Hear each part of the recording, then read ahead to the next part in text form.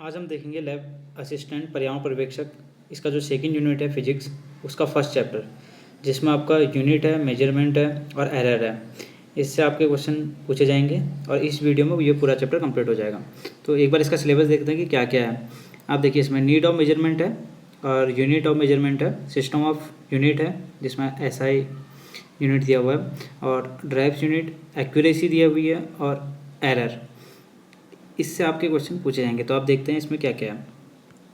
सबसे पहले देखिए विज्ञान का वर्गीकरण, क्लासिफिकेशन ऑफ साइंस, प्राकृतिक विज्ञान, औपचारिक विज्ञान और सामाजिक विज्ञान। जो आपका प्राकृतिक विज्ञान है उसके अंदर आता है भौतिक विज्ञान, रसायन विज्ञान और जीव विज्ञान। औपचारिक विज्ञान के अंदर आपका आता है गणित, अर्थशास्त्र, सांख्यिकी और निर्णय। और सामाजिक विज्ञान के अंदर मानव विज्ञान, सामाजिक विज्ञान, दर्शन शास्त्र इत्यादि। उसके बाद देखते हैं भौतिक विज्ञान का वर्गीकरण जो किया गया है वो कैसे किया गया है। ये दो टाइप से बांटा हुआ है, परंपरागत और आधुनिक। परंपरागत में आपका यांत्रिक, प्रकाशिकी, ध्वनि, उष्मा और उष्मागतिकी और विद्युत चुंबक। उसके बाद आधुनिक में देखें भौतिकी, नाभिकीय, क्वांटम और ब्रह्मांड विज्ञान। ये आपको एक नॉलेज के लिए है, यहाँ से आपका कोई क्वेश्चन बनेगा नहीं। तो उसके बाद देखते हैं जो यूनिट होता है उससे क्या होता है। किसी पदार्थ, वस्तु, व्यक्ति अथवा क्षेत्र से संबंधित विभिन्न भौतिक राशियाँ जैसे लंबाई, आयतन, क्षेत्रफल, समय, द्रव्यमान, ये यूनिट, इनको यूनिट बोला जाता है। तो ये अगर आप इसको समझें तो देखिए, आप 1 किलो सब्जी लेते हैं तो इसमें आपका जो 1 है वो आपका न्यूमेरिक वैल्यू है और किलो आपका यूनिट है। वैसे दूध को अगर हम नापेंगे तो लीटर में, कपड़े को लंबाई में, तो उसको मीटर में नापेंगे। उसका देखते हैं भौतिक राशियाँ। भौतिक राशियाँ पदार्थ के वे भौतिक गुण हैं जिनका मापन किया जा सकता है। जैसे कि आप भौतिक राशियाँ, इनको दिशा, परिमाण और मात्रक के आधार पर 2 भागों में बांटा गया है। दिशा के आधार पे यहाँ से आपका एक क्वेश्चन बनता है, जो दिशा के आधार पे है वो है आपका सदिश और अदिश। और मात्रक के आधार पे मूल मात्रक, व्युत्पन्न मात्रक और पूरक मात्रक।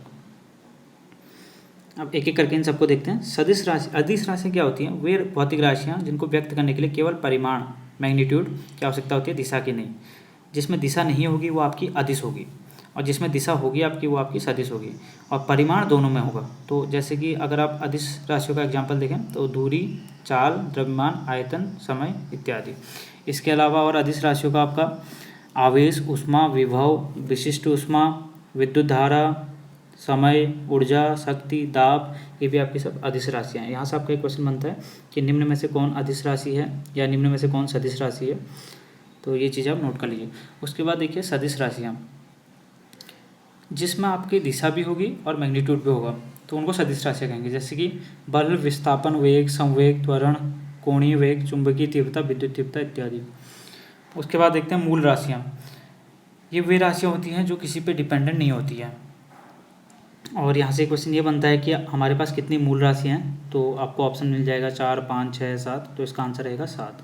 जैसे कि वो कौन कौन सी है। लंबाई है, लंबाई का जैसे यूनिट होता है आपका मीटर, समय का सेकेंड, ताप का केल्विन, द्रव्यमान का केजी, विद्युत धारा का एम्पियर, ज्योति तीव्रता का कैंडेला और पदार्थ की मात्रा का आपका होता है मोल। ये भी आपको आगे भी मिल जाएंगे। उसके बाद है व्युत्पन्न राशियाँ। व्युत्पन्न राशियाँ क्या होती हैं? जो ये मूल राशियाँ हैं 7, इनसे जो मिला के बनी होती हैं उनको हम व्युत्पन्न राशियाँ बोलते हैं। जैसे चाल हो गया, क्षेत्रफल हो गया, आयतन हो गया, कार्य हो गया, ऊर्जा हो गया। जो इनकी यूनिट होंगी वो मूल राशियों से मिलकर बनी होगी। उसके बाद आता है पूरक राशियाँ। पूरक राशियाँ वो राशि होती है जो ना मूल राशि होती है ना व्युत्पन्न राशि होती है। जैसे इसमें आपके 2 आते हैं, समतल कोण और घन कोण। समतल कोण का यूनिट होता है आपका रेडियन और घन कोण का आपका होता है स्टेरेडियन। ये भी अभी आगे आपको दिख जाएगा। उसके बाद देखते हैं भौतिक राशियों का मापन। मैंने आपको पहले ही बता दिया कि भौतिक राशियों में 2 चीज़ें होती हैं, एक आपकी न्यूमेरिक वैल्यू और आपका एक यूनिट। जैसे आपका 5 kg है, 5 kg, तो 5 आपका न्यूमेरिक वैल्यू हो गया और kg आपका यूनिट हो गया। उसके बाद देखते हैं मूल मात्रक। ऊपर हमने पढ़ी थी मूल राशियाँ। जो मूल राशियाँ थी उनको किस यूनिट में मापा जाता है तो उसको मूल मात्रक कहेंगे। जैसे कि आपका मीटर हो गया, केजी हो गया, सेकेंड, केल्विन, कैंडेला, मोल और एम्पियर, ये आपके मूल मात्रक हो जाएंगे। उसके बाद देखते हैं व्युत्पन्न मात्रक। ऐसे मात्रक जो मूल मात्रकों की सहायता से मिलकर बने होते हैं व्युत्पन्न मात्रक कहलाते हैं। जैसे कि आपका क्षेत्रफल हो गया। क्षेत्रफल आपका होता है लंबाई गुणा चौड़ाई। तो लंबाई का आपको मीटर में नापना है और चौड़ाई भी आपकी मीटर में, तो मीटर स्क्वायर। तो जहाँ पे एक से ज़्यादा मूल मात्रकों का यूज़ हो रहा है उसको आप व्युत्पन्न मात्रक बोल सकते हैं। उसके बाद है मात्रक या इसकी पद्धति कौन कौन सी है। तो हमारे पास 4 पद्धति होती है मात्रक की। एक होती है CGS, FPS, MKS और SI पद्धति, जिसमें से सबसे इम्पोर्टेंट है SI पद्धति और वही आपको सिलेबस में भी दिया हुआ है। लेकिन एक बार आप बाकी सभी पद्धति को भी देख लीजिए। जैसे कि CGS हो गया, C स्टैंड फॉर होता है सेंटीमीटर, G होता है ग्राम और S होता है सेकेंड। बस इसका मतलब इतना ही है। और इसको आप एक चीज़ ये भी देख लीजिए कि जो CGS को आप फ्रांसीसी प्रणाली भी बोलते हैं और मीट्रिक प्रणाली भी बोलते हैं। ये भी क्वेश्चन पूछा जा सकता है कि मीट्रिक प्रणाली किसको बोला जाता है, CGS, FPS, MKS, SI। तो आपको वहाँ पे CGS टिक करना होगा। उसके बाद देखते हैं FPS। FPS में होता है फुट, पाउंड और सेकेंड। तो अगर कोई लंबाई नापनी है तो आप उसको फुट में लोगे, और अगर किसी का भार नापना है तो आप उसको पाउंड में, और टाइम है तो उसको आप सेकंड में लोगे। उसके बाद MKS पद्धति है। MKS में मीटर, किलोग्राम और सेकंड। उसके बाद देखते हैं SI यूनिट, सबसे इम्पोर्टेंट है, ये आपके सिलेबस में भी दिया है। SI का फुल फॉर्म सिस्टम इंटरनेशनल, और ये कब दिया गया, 1971 में। और ये सर्वाधिक, वर्तमान में यह सर्वाधिक प्रचलन पद्धति है। जो आपका SI यूनिट है उसके बारे में थोड़ा पढ़ लीजिए। यह मानक पद्धति की 7 मूल मात्रक तथा 2 पूरक मात्रक सम्मिलित हैं। इसमें आपके जो 7 आपकी मूल मात्रक थे वो प्लस 2 पूरक, इन सबको 7 और 2 9 यूनिट से मिलके ये SI यूनिट बना हुआ है आपका। तो जिसमें रेडियन से समतल कोण को और स्टेरेडियन से घन कोण को मापा जाता है। उसके बाद देखिए, जो आपकी लंबाई है उसका यूनिट होता है मीटर, ये आपको सबको पता होगा। उसका द्रव्यमान का kg होता है आपका, समय का सेकंड होता है और विद्युत धारा का एम्पियर होता है। और इससे एक्स्ट्रा कुछ पढ़ने की जरूरत नहीं है। ताप का केल्विन होता है आपका, पदार्थ की मात्रा का मोल होता है और ज्योति तीव्रता का आपका कैंडेला होता है। ये क्वेश्चन बहुत इंपॉर्टेंट है। यह पूछा जाता है कि ज्योति तीव्रता का मात्रा क्या है या पदार्थ की मात्रा का मात्रा क्या है। उसके बाद देखते हैं जो पूरक राशियाँ थी आपकी, समतल कोण और घन कोण, इनका यूनिट क्या है। समतल कोण का आपका रेडियन है और घन कोण का आपका स्टेरेडियन है। ये आपको देखने की कोई ज़रूरत नहीं है अभी। हाँ, उसके बाद एक चीज़ और देखते हैं,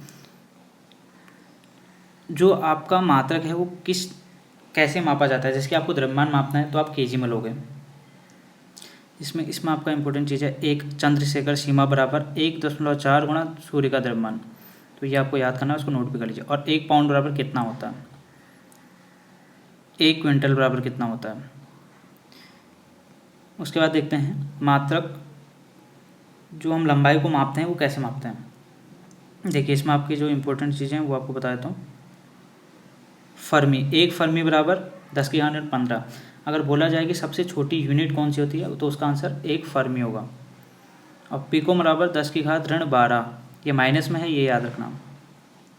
1 एंगस्ट्रॉम बराबर 10⁻10। क्वेश्चन पूछा जाता है कि लंबाई का एंगस्ट्रॉम किसका मात्रक है, तो तरंग दैर्घ्य का मात्रक होता है एंगस्ट्रॉम। नैनोमीटर बराबर 10⁻9 और माइक्रो होता है आपका 10⁻6, सेंटीमीटर 10⁻2 और किलोमीटर 10⁻3। उसके बाद देखते हैं 1 मील बराबर कितना होता है, 1760 गज, 1.6 किलोमीटर। ये भी इम्पोर्टेंट है। अब ये देखिए, ये 3 आप रेड पेन से लिख लीजिए। 1 प्रकाश वर्ष बराबर 9.467 गुणा 10⁻15 मीटर। या फिर अगर ये ऑप्शन में नहीं है तो 9.46 गुणा 10⁻13 किलोमीटर होगा। और उसके बाद खगोलीय मात्रक देखें तो 1.495 × 10⁻11 मीटर। और पार्सेक का देखिए 3.26 प्रकाश वर्ष। तो यहाँ से आपका एक क्वेश्चन 100% पूछा जाएगा, तो इसको आप देख लीजिए। उसके बाद देखते हैं, ये वही है, प्रकाश वर्ष की यूनिट दी हुई है और एक AU। अगर आपको AU दिया जाए तो वहाँ पे भी ये समझ लीजिए कि खगोलीय इकाई मांग रहे हैं। और प्रकाश वर्ष क्या होता है, ये होता है कि 1 वर्ष में प्रकाश द्वारा तय की गई दूरी, इसको हम प्रकाश वर्ष बोलते हैं। उसके बाद देखते हैं पार्सेक, यह दूरी नापने का सबसे बड़ी इकाई है। अगर आपको पूछा जाए कि दूरी की सबसे बड़ी इकाई कौन सी है तो वो पार्सेक है। और 1 पार्सेक बराबर कितना होता है ये पूछा जाए तो 3.26 × 10⁻16 मीटर होता है। उसके बाद देख लेते हैं, 1 मिनट बराबर 60 सेकंड, 1 घंटे बराबर 60 मिनट, 1 दिन बराबर 24 घंटे, 1 सप्ताह में 7 दिन, 1 चंद्रमास में 4 सप्ताह 28 दिन, 1 सौर माह में 30 से 31 दिन, वर्ष में और 1 लीप ईयर। ये आप देख सकते हैं। उसके बाद देखते हैं विमाएँ, ये भी आपके सिलेबस में दिया हुआ है। तो भौतिक राशियों के प्रतीकों तथा संकेतों के घातों को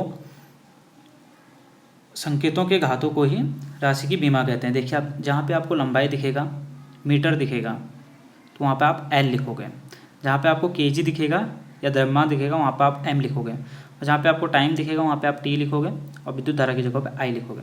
अब देखते हैं किस तरीके से इसको करते हैं। जैसे कि वेग बराबर विस्थापन बटा समय होता है। विस्थापन को हम नापते हैं मीटर में, तो मीटर में नापा तो वहाँ पे हमने एल लिख दिया, लेंथ। समय टाइम मतलब टी। तो उसके बाद देखते हैं क्षेत्रफल। क्षेत्रफल का होता है लंबाई गुणा चौड़ाई। तो लंबाई होगी आपकी एल में इंटू एल, तो आपका एल स्क्वायर हो गया। आयतन हो गया आपका, फिर ऊपर से एल स्क्वायर इंटू एल हो जाएगा, तो आपका एल क्यूब हो जाएगा। लंबाई का एल और चौड़ाई का भी और ऊंचाई का भी, तो एल क्यूब हो जाएगा। फिर उसके बाद देखते हैं त्वरण। त्वरण बराबर होता है वेग परिवर्तन की दर को कहते हैं। तो वेग परिवर्तन मतलब आपका मीटर पर सेकंड स्क्वायर इसका यूनिट हो गया। तो मीटर को हमने अभी बोला था एल में करेंगे, और सेकंड को आप अपना टी स्क्वायर में, तो टी ऊपर जाएगा तो एल टी माइनस 2 हो जाएगा आपका।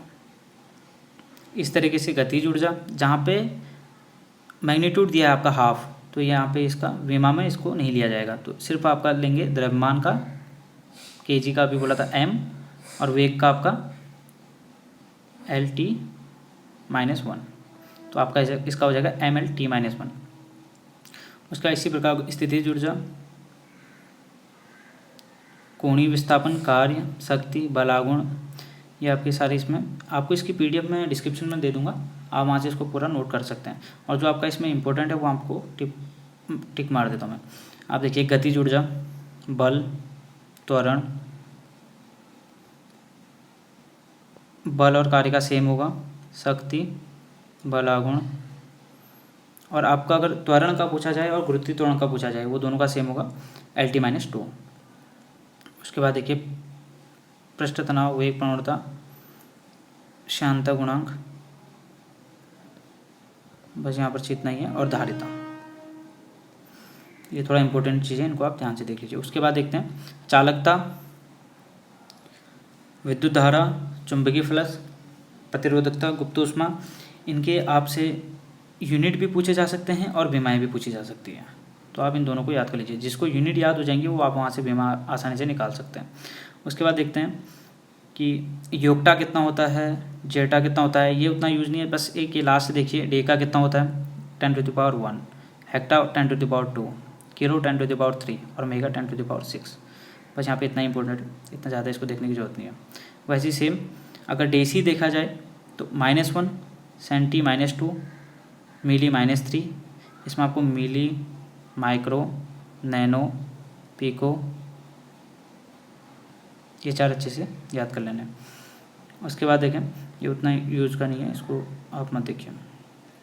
उसके बाद देखिए कि किसी भी चीज़ को नापना है, अगर मापना है हमें, तो उसके लिए कौन कौन से उपकरण बनाए गए हैं। यहाँ से भी आपको बहुत इंपॉर्टेंट एक क्वेश्चन बनता है। अल्टीमीटर होता है जो उड़ते हुए विमान की ऊंचाई नापने के लिए यूज किया जाता है। अमीटर आपका विद्युत धारा, ऑडियोमीटर ध्वनि की तीव्रता, एयरोमीटर वायु एवं गैसों का भार और घनत्व।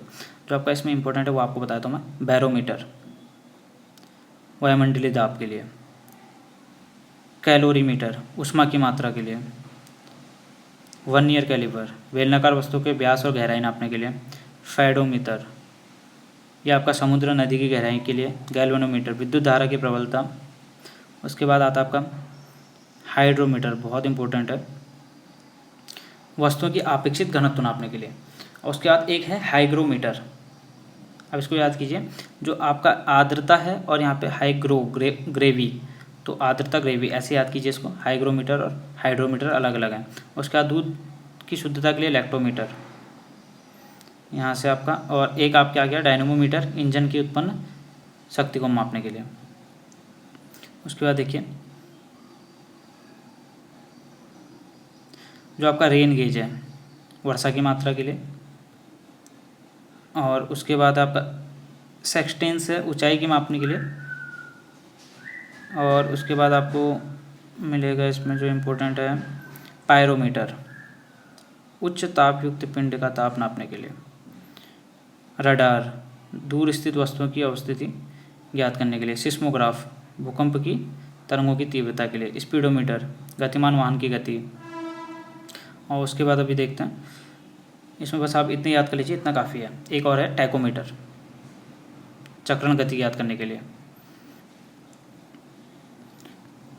उसके बाद है आपके कुछ इंपॉर्टेंट क्वेश्चन है, वो देख लेते हैं। जैसे कार्य का मात्रक क्या है, तो आपका जूल है, और इसके आपको विमा भी पूछी जा सकती है। उसके बाद देखते हैं निम्नलिखित में से कौन सा मात्रक सुमेलित नहीं है। डेसिबल आपकी ध्वनि की प्रबलता सही है। अश्व शक्ति आपकी शक्ति की इकाई सही है। एक अश्व शक्ति बराबर होता है आपका 746 वाट। 746 वाट एक अश्व शक्ति बराबर। समुद्री मील आपका नौचालक की दूरी की इकाई निकालने के लिए। डॉप्सन आपका उष्मा की इकाई, ये गलत दिया हुआ है। डॉप्सन जो आपका मापता है वो मापता है जो आपका ओजोन लेयर को मापने के लिए डॉप्सन का यूज़ किया जाता है। देखिए उसके बाद देखिए आवेग एक मात्रक है। आवेग का मात्रक क्या है, आवेग का फॉर्मूला आपका होता है F/T। तो F का यूनिट आपका हो गया न्यूटन और इसका हो गया सेकेंड। तो आपका इसका आंसर न्यूटन सेकेंड आंसर सही हो गया। उसके बाद देखिए केरोसिन के सापेक्षित घनत्व की इकाई है, तो इनमें से कोई भी नहीं है।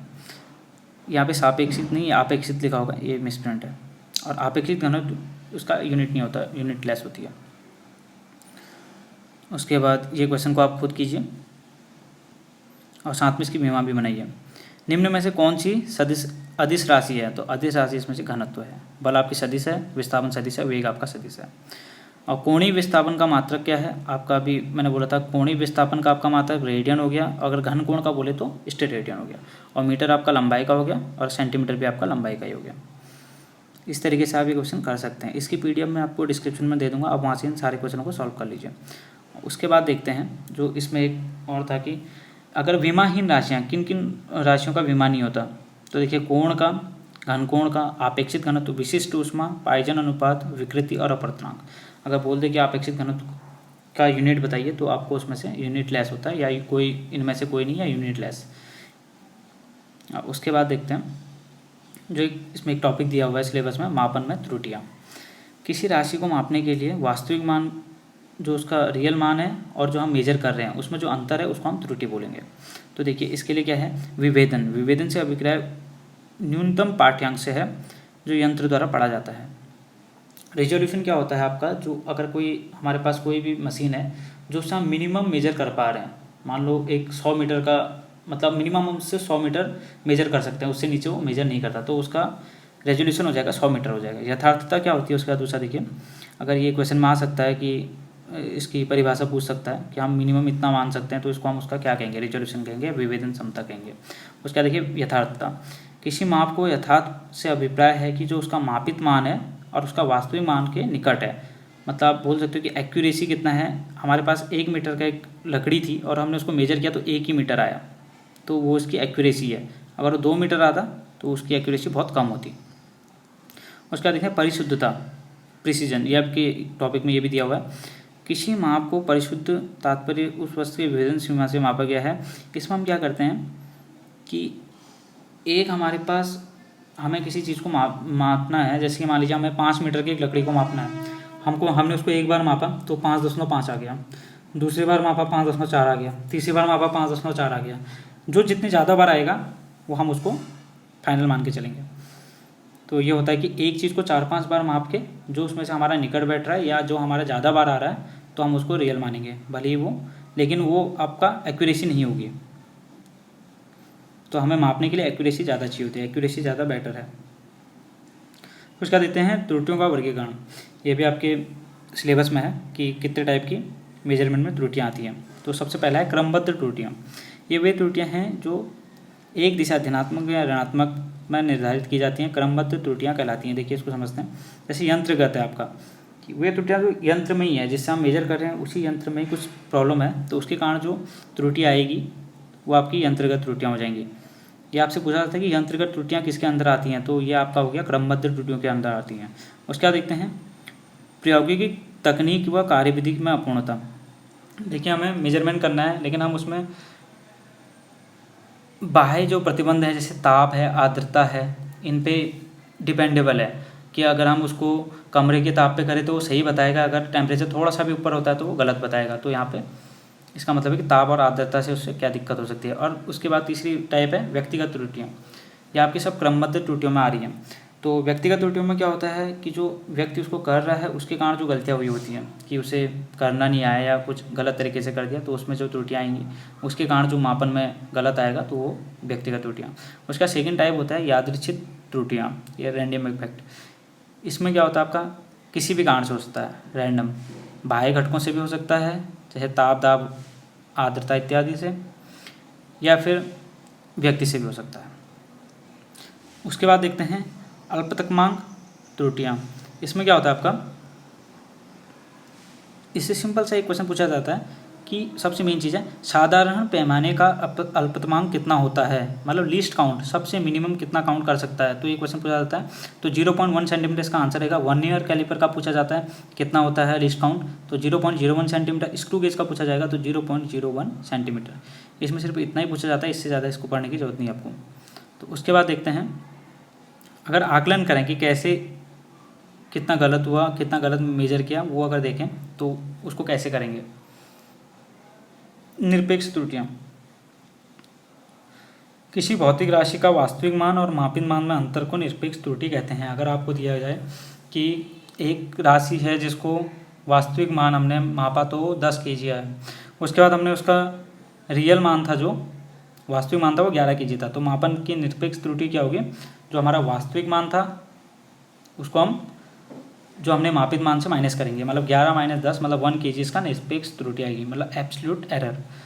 फिर उसके बाद है माध्य निरपेक्ष त्रुटि, मीन एब्सोल्यूट एरर। तो इसमें क्या करेंगे हम, जो निरपेक्ष त्रुटि हमने अभी निकाली है ऊपर से, उसका योग और प्रेक्षकों की कुल संख्या, मान लीजिए हमने 10 बार किया तो डिवाइड में 10 कर देंगे, और ऊपर हमने जितने बार भी उसको किया, एक बार 11 आया, एक बार 10 आया, एक बार 5 आया, एक बार 10 आया, इस हिसाब से हमने 10 बार किया, अपॉन कितने बार किया उसको हम कर देंगे, ऊपर ऐड करेंगे, नीचे उसको डिवाइड कर देंगे कितने बार किया है। फिर है उसके बाद आपेक्षिकता भिन्नात्मक त्रुटि, किसी राशि को मापन की निरपेक्ष त्रुटि तथा राशि के मध्यमान के अनुपात को ये देखिए आप इसको आपेक्षित या भिन्नात्मक त्रुटि, ये बोल रहा है कि किसी राशि के मापन में निरपेक्ष त्रुटि तथा राशि के मध्यमान के अनुपात को आपका मापन आपेक्षित त्रुटि कहलाती है। ये आपका फॉर्मूला है, इसको आप याद कर लीजिए, निरपेक्ष त्रुटि बट्टे मध्यमान का अनुपात, मतलब आपका हो जाएगा कि भिन्नात्मक त्रुटि इज इक्वल टू निरपेक्ष त्रुटि बट्टे माध्यमान, और जो आपका माध्यमान अभी आपने यहाँ पे निकाल रखा है। उसके बाद देखते हैं कुछ क्वेश्चन है। प्रकाश वर्ष किसकी इकाई है, तो आपकी पता है कि आपको दूरी की इकाई है प्रकाश वर्ष। उसके बाद देखते हैं, और यहाँ पे दिया हुआ है 9.4 से 10 की 15 मीटर प्रकाश वर्ष होता है। मैंने आपको बताया था कि एक साल में कितनी दूरी तय करता है उसको आप प्रकाश वर्ष बोलते हैं। उसके बाद देखते हैं पार्श्विक तारों संबंधित दूरियां मापने का मात्रक है, तो आपको ये पूछा जा रहा है कि एक पार्श्विक बराबर कितना प्रकाश वर्ष होता है, तो 3.25 प्रकाश वर्ष आपका होता है। उसके बाद देखिए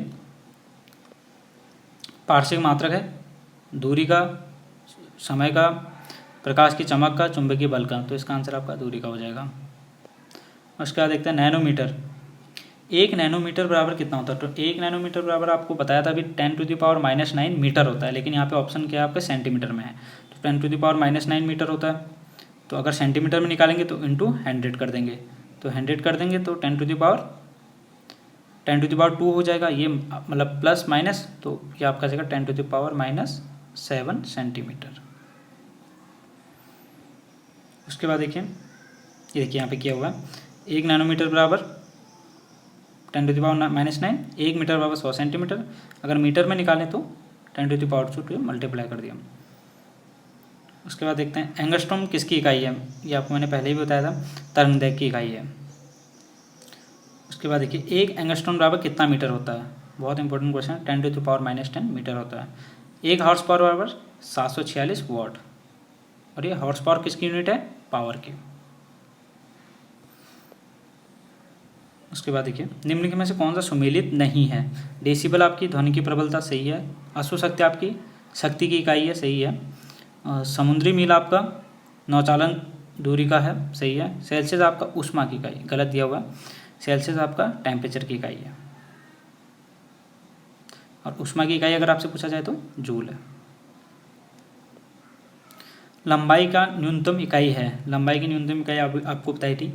माइक्रोन नहीं है, एंगस्ट्रॉन नहीं है, नैनोमीटर नहीं है, फर्मी 10⁻⁻15 सबसे छोटी इकाई यही है। उसके बाद देखते हैं, ये देखिए 1 माइक्रोन बराबर 10⁻6 मीटर, नैनोमीटर बराबर 10⁻9 मीटर, एंगस्ट्रॉन 10⁻10 और फर्मी मीटर बराबर 10⁻15 हो गया आपका। तो सबसे छोटा आपका ये वाला हो गया। उसके बाद देखिए दूध का अपेक्षित घनत्व किससे मापा जाता है, तो दूध के लिए लैक्टोमीटर। उसके बाद देखिए दूध का अपेक्षित घनत्व किससे मापा जाता है, तो वही लैक्टोमीटर से इसका आंसर रहेगा। तो इस प्रकार से आपका ये पहला चैप्टर पूरा कंप्लीट हो गया। इसकी PDF मैं आपको डिस्क्रिप्शन में डाल देता हूँ और चैनल को सब्सक्राइब कीजिए, लाइक कीजिए इस वीडियो को और शेयर कीजिए। Thank you.